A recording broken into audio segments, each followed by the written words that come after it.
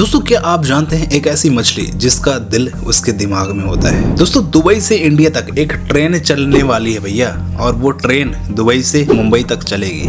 और दोस्तों कर्नाटक में रहने वाले एक व्यक्ति ने अपने घर को कैमरे का डिजाइन दे डाला। आइए जानते हैं ये सारे फैक्ट्स इस वीडियो में। वीडियो पे बने रहिएगा। अगर आपने अभी तक चैनल को सब्सक्राइब नहीं किया तो सब्सक्राइब और वीडियो को लाइक जरूर करिएगा। फैक्ट नंबर 1, दोस्तों सहारा रेगिस्तान में एक ऐसी जगह है जो बहुत ही इंटरेस्टिंग लगती है। आपको बता दें कि इस जगह को ऊपर से देखने पर एक बर्फ का मैदान जैसे लगता है और ऐसा लगता है कि यहाँ पर एक ज्वालामुखी है। इस जगह को सहारा रेगिस्तान की आंख कहा जाता है और ऊपर से देखने में लगता है कि यहाँ पे एक आंख बनी हुई है या कुछ ज्वालामुखी तरह से है और जगह इस तरह से दिखती है। फैक्ट नंबर 2, दोस्तों कर्नाटक में रहने वाले रगी होंगेल जो कैमरे से बहुत ज्यादा प्यार करते हैं। कोई कैमरे से इतना प्यार कैसे कर सकता है, जरा सोचिए। रवि होंगल जी कर्नाटक में अपने घर को कुछ इस तरह से डिजाइन किया है कि उन्होंने अपने घर को कैमरे का ही डिजाइन दे डाला। घर का डिजाइन कुछ इस तरह है कि वहाँ पर एक SD कार्ड देखने को मिल जाता है, रील्स देखने को मिल जाती हैं और फोटो खींचने की बटन मिल जाती है। साथ ही साथ सामने लेंस दिखता है। इसमें बहुत ही इंटरेस्टिंग बात यह है कि इनके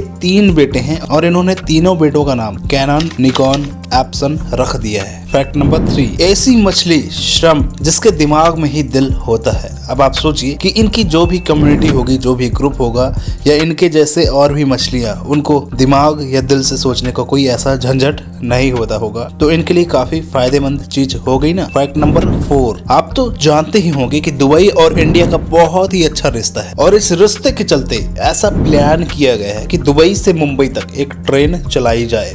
अब आप सोच रहे होंगे कि इतना बड़ा समंदर, उसके ऊपर ब्रिज कैसे बनाएंगे भैया। लेकिन दोस्तों टेक्नोलॉजी कुछ इस तरह से बढ़ी हुई है जिसमें समंदर के नीचे से ट्रेन जाने का रास्ता बनाया जाएगा। जैसे कि आप देखते हैं हाइपरलूप जैसे ट्रेन आज एक घर के अंदर ही अंदर चला करती हैं, वैसे ही समंदर के नीचे ऐसे ही हाइपरलूप बनाया जाएगा जिसमें से ट्रेन जाएगी। अब इसमें कितना खर्चा आएगा या कितना समय लगेगा इसका कोई अंदाजा नहीं है, पहले से प्लान किया जा चुका है। फैक्ट नंबर 5, अटलांटिक ओशन का नाम तो आपने सुना होगा और जब आप वहां जहाज के ऊपर से निकलेंगे तो आप यह नोटिस करेंगे कि दोनों समंदर का पानी अलग अलग रंग का है और यहाँ पर ये दोनों पानी नहीं मिल पाता और इनका पानी अलग अलग कलर का है। ऐसा लगता है कि मानो बीच में कोई दीवार खड़ी है जो इस पानी को नहीं मिलने दे रही है। ऐसा क्यों होता है? वहाँ का नजारा बिल्कुल अद्भुत तरीके का होता है। बहुत सारी नदियों में हमें नदियों का संगम साफ दिखाई दे देता है, पर यहाँ पर ऐसा क्यों होता है? आपको बता दें कि पानी एक ही तरह का नहीं होता बल्कि अलग अलग तरह के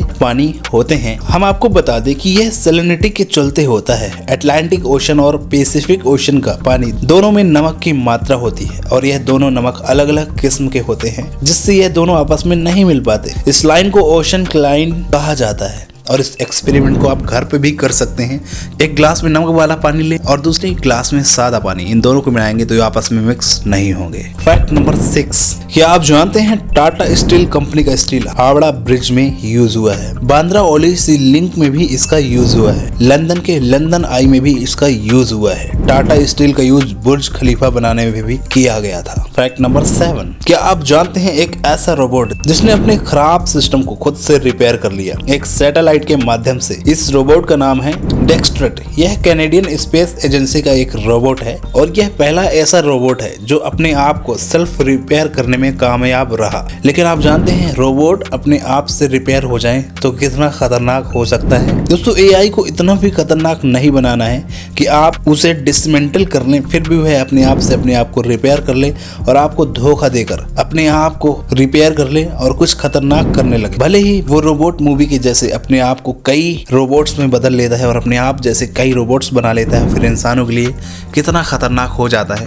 तो AI को इतना स्ट्रांग भी नहीं बनाना कि वो इंसानों पर दुष्प्रभाव डाल सके, लेकिन ऐसा हो रहा है। फैक्ट नंबर 8, एलन मस्क ने कहा है कि हम मार्स को जीने लायक बनाएंगे टेराफॉर्मिंग नामक प्रक्रिया से। टेराफॉर्मिंग का मतलब है एनवायरनमेंट को खुद से मॉडिफाई या कस्टमाइज करना। बहुत तरह की अलग अलग गैसेस को छोड़कर, बहुत तरह के अलग अलग ब्लास्टर को करके हम पृथ्वी जैसे एनवायरनमेंट बनाकर वहां रह सकते हैं। पृथ्वी में रहने की जगह कम पड़ रही है तो मार्स में जाकर लोग रहें, ऐसा एलन मस्क सोच चुके हैं। फैक्ट नंबर 9, क्या आप जानते हैं डीमार्ट इतना पैसा कैसे कमाता है, इतना फायदा कैसे कमा लेता है, और ये बहुत से लोगों को डिस्काउंट भी देता है और फिर भी आज वो प्रॉफिटेबल में है। दोस्तों डीमार्ट इतने फायदे में रहता है, इसका कारण यह है कि डीमार्ट सबसे ज्यादा स्लॉटिंग फीस से पैसे कमाते हैं। यानी कि किसी भी कंपनी को अपना प्रोडक्ट डीमार्ट में बेचना है और डीमार्ट की फ्रंट जगह पे उनका प्रोडक्ट रहे, तो हर एक मैन्युफैक्चरिंग कंपनी डीमार्ट को पैसे देती है उनके स्टोर में उन प्रोडक्ट को रखने के लिए, और वहीं से डीमार्ट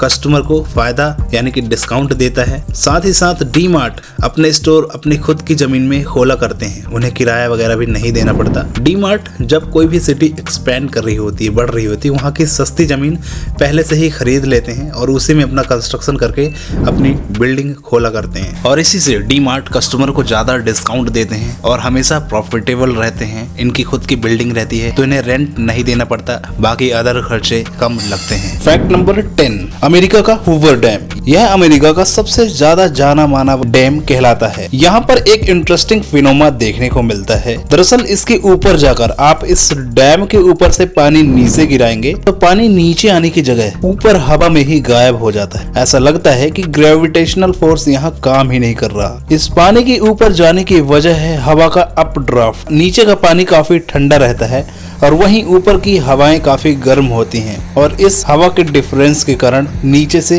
काफी तेजी से हवा ऊपर आती है और हवा का बहाव इतना तेज होता है कि पानी नीचे जाने की वजह ऊपर हवा में ही उड़ने लगता है, और यहाँ एक कमाल का फिनोमेना देखने को मिलता है। दोस्तों यह शोरूम या बड़े बड़े मॉल में चीजें 199 से क्यों शुरू होती हैं? आपको कोई चीज खरीदना है, उसका प्राइस 499। आपको पिज्जा खाने जाना है तो 59 में पिज्जा मिलेगा।